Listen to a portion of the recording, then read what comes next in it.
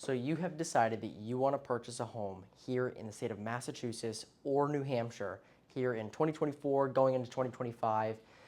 It can be a quite competitive market, as I'm sure you know, but I wanted to go over some of the necessary steps in the buying process that a lot of people will sometimes pass up. So I have written down 11 steps of the home buying process that are crucial, that everybody should know, some of the basics, something most agents might even look over just because they're so accustomed to it. So some of the first things being is the pre-approval letter or proof of funds. It's going to be one of the most necessary things within the process to really get your foot in the door, just because you never really know what you can afford. It's not like buying a car where when you buy a car, you figure out the car that you want, figure out the price you want to pay, and then you go ahead and apply for it. It's in reverse. So especially in a competitive market like this, you're going to want to make sure that you have that information up front, because if you do come across a property and you want to submit an offer, you want to be able to have it ready like that. And especially because when the weekends roll around, it is harder to get a pre-approval letter from some banks, credit unions, and whatnot, because they're closed. And that's usually when most people are looking at homes, open houses, and they fall in love. So make sure you have that going into every weekend.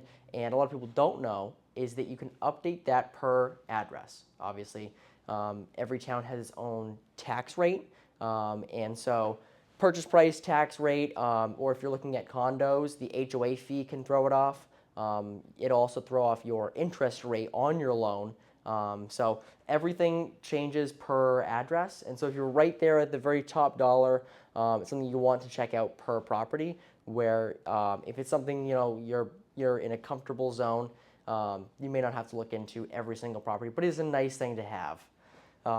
Second is, once we have that, is an automated home search. And so this is something that a lot of my buyers are able to utilize, because the second we have that pre-approval in hand, I can put you on an automated home search of all the properties that are listed in the towns that you're looking in. So if you're looking in Cambridge, if you're looking in Back Bay, doesn't matter.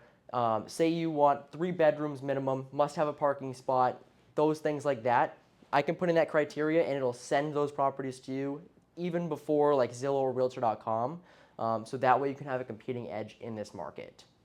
The third is write your offer, right? So this one I have a whole separate video on writing up your offer and what it should look like in this market, and the breakdown of your offer, right? So anything from purchase price to escrows, how often you put in escrow. So in Mass here, you would have your first escrow, few days into the contract to purchase, and then your second one is with the purchase and sale written up by the attorneys. So sometimes that can take about a week and a half after you go under contract.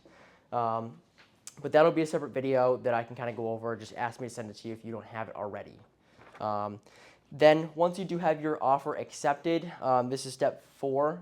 That's when we start getting into whether or not we're getting inspections. We're going to line those up. We're going to figure out the financing dates to make sure that everything lines up. If you're selling to buy, we have to obviously make sure that those dates line up, right? So we're going to have to make sure, unless you are doing separate days, that's great. That'll be a little more lenient and a little easier for you guys moving in.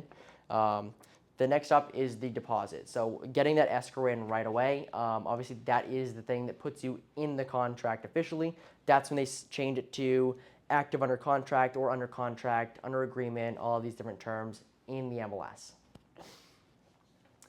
Next up is your loan application. So most of it is pretty much started if you are already approved. If you're cash, you don't have to worry about this.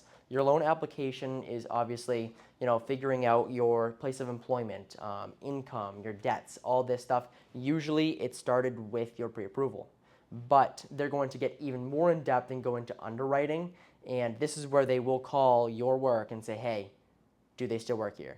And if they say no, we're not getting approved. But it's things like that. They're going to want to make sure everything is verified. So they're going to look into all of that information. Next is your home inspection. So if we do have the home inspection in the contract, sometimes we do have to be competitive and waive such thing. Obviously, if it's like newer construction or something, sometimes if you're handy, you may not need it. Home inspection, we'd have this lined up hopefully within a day after going under contract. and then within 5 days, we'll have that inspection done. So I like to wrap it up pretty quickly just so that we can get to negotiation, especially if we're going to purchase and sale, if we're talking about state of Mass, right?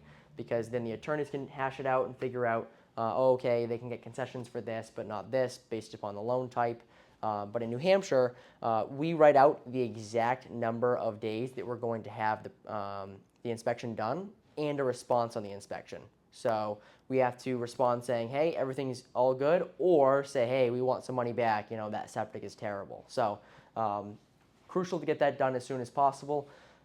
Next up is the appraisal. So if you're cash, once again, this is not necessary to you, but the appraisal, that is ordered by your bank, lender, credit union. It's a third party that comes out, so they don't really have a say in who goes out at all. Then this person goes out and pulls comparable properties that have recently sold. Say it's a garden-style condo, 3 beds, 2 baths. They're going to pull those and see what they're selling for in that area. They're going to figure out. There's a lot of different methods they can figure out what the property is worth, but it's just a unanimous opinion of value. So sometimes, if it comes in too low, you can argue it and have a new appraisal come out. FHA, you cannot. You can't do that, unfortunately. And so next up is your financing deadline. This is when it's basically up to the lender at this point. Like I said, cash, don't have to worry about this. But when your lender orders the appraisal, they're going to get the appraisal back in, and then they have to pull everything together, right? Make sure you still have your job. Make sure that you don't have any new car payments, you didn't finance a sofa, anything like that. So you just have to make sure that everything checks off, and this is really in the hands of the lender, right? So just got to make sure that the lender is on top of it, and then they can get a financing commitment letter that then I would then go ahead and forward to a list agent, right? So then they understand, okay, we're ready to go. Then they're going to send off the clear to close pretty soon. So this is about anywhere from, I'd say, a max of 7 days before closing.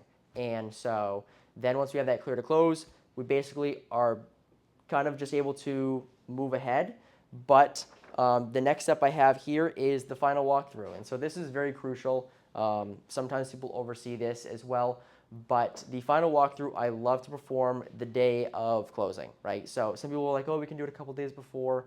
I really want to make sure that, a pipe didn't burst in the middle of the night before we purchased the property. I want to make sure that all of the previous seller's stuff is out.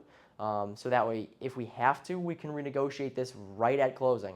I've had it happen before where a seller left behind, and my buyer was an investor, so they were expecting some stuff to be left behind, but I'm talking thousands of dollars worth of stuff left behind that would just be, having to be removed. And so we negotiated that on the day of closing.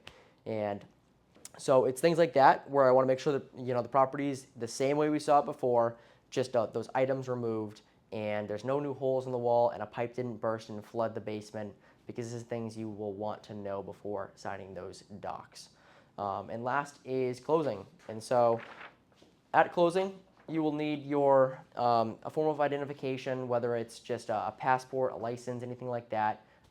They're going to require a lot more documentation, but the title company and or attorney are going to reach out to you for that information to bring to closing. If you have any questions, feel free to call or text me. Yeah, awesome. Have a great one.